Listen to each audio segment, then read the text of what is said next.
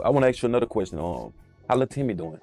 Do you still talk to him? Come on, man. I know, they having a lot of open shit, so he keeping his head up. Man, we like this, man. I got loyalty for him. I got loyalty for my other partner. Like, that's just how I am.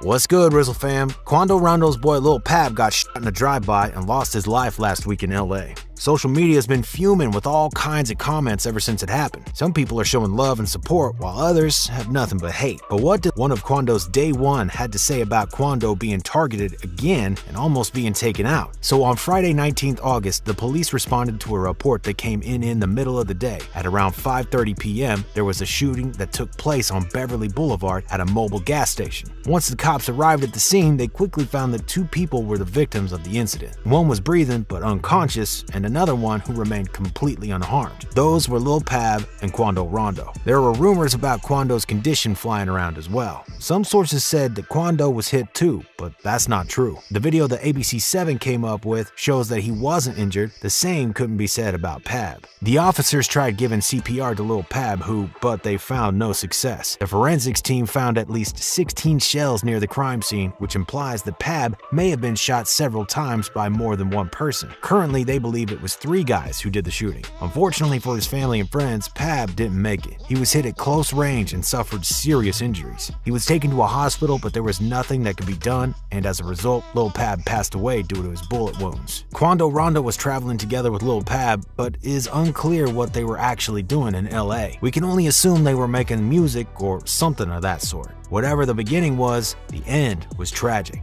Quando lost another homie in a matter of 1 week. First, it was his homeboy from Savannah, and now his bro Pab in LA. This incident is still under investigation, and the shooters are still on the run. All that was disclosed to the public is that the attackers fled away in a white 4-door sedan, and that Quando Rondo is okay. The rest of the info will come in with time. The hit looked like it was planned, and it was most likely a quick mission, as the officials called it. Everything probably took place in no longer than 15 seconds. The white car in which the attackers escaped was even positioned in such a way that they could get out of there as quickly as possible. Nobody knows yet who did it, but there are some ideas of who it might have been. Also, almost everybody agrees on the fact that the shooters wanted Quando and not Pab. Ever since the November of 2020 when King Von lost his life, Quando Rondo has been sleeping with one eye open. He's been a target for some time now. Opinions on who was behind this incident are split in at least 4 directions. One group of people believe that Von's people may have been behind the hit. The reasons would be pretty obvious as to why someone who was close to Von could want Quando out of the picture. The second group thinks it was someone from Chicago, but not necessarily Von's group. There are also rumors which say that the hit came from Rollin' 60s Crips with who Quando and Pab were affiliated. He may have done something to upset the gang that he's representing, and they wanted him gone because of it. The last option that shows up is the LA Hoovers. Some believe it was this LA group that did the shooting, and perhaps there's something more to it. Why the Hoovers though? Well, it is known that some 3 years ago, Quando Rondo made some pics with the Rollin' 60s that were meant to be dissing the Hoovers. He was throwing the Hoover sign with his left hand, and with his right hand he was giving them the middle finger. But would a couple of dissing pics be enough for someone to send goons on you? It's uncertain if it even was a diss. According to some, this is more than enough. Some people think it makes sense for the Hoovers to do such a thing. People are trying to blame that on Dirk, clearly not from LA.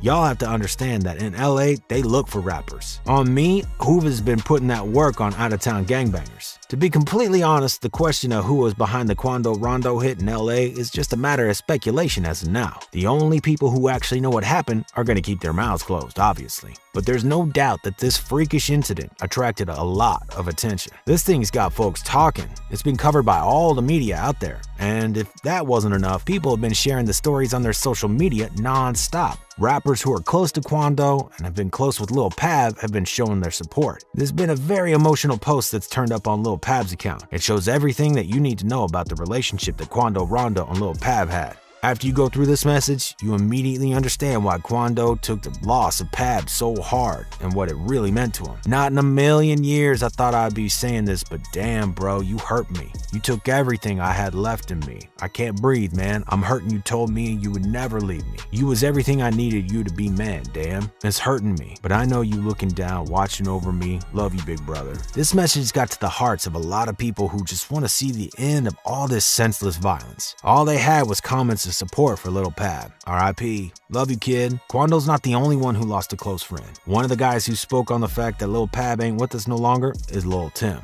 If you don't know who Lil Tim is, let's give you some context. Tim's been quite a figure in the rap world because of what he did. You see, Lil Tim's the one who shot King Von when King Von attacked Quando Rondo in front of that hookah bar in ATL. If it wasn't for Tim getting out of that car and shooting Von, who knows what would have happened with Von. Perhaps the Quando hit in LA would have never happened too. Regardless, Lil Tim was a close friend of Lil Pab. Pab, Quando, and Tim are all Rollin' 60s Crips members. It's no wonder why ever since Pab passed, Lil Tim's been sharing his dear memories of the two of them online. He posted several pictures of him and Pab on Instagram and sent a message to all the Opps out there who targeted Quando Rondo. It's interesting to mention that Lil Pab's passing caught the attention of none other than Charleston White himself. It doesn't surprise us that much since we all know how much Charleston appreciates Lil Tim and thinks of him as the one who killed the devil. In other words, he took out King Von and that earned him Charleston's respect. Yeah, fuck Rondo Quando. Yeah, Rondo Quando. Fuck him. He was scared. Fuck him.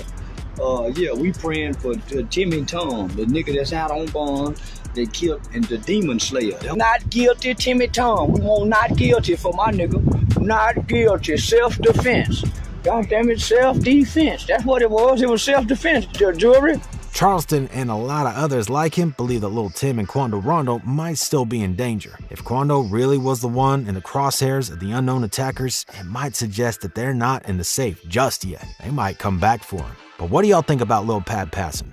Do you think Lil Tim's gonna slide for his brother after what happened to Lil Pab? Or is the cycle of destruction gonna end there? Let us know what you think all about it in the comments section below. If you like this video, make sure to check out this next one. And as always, remember to keep it Rizzle.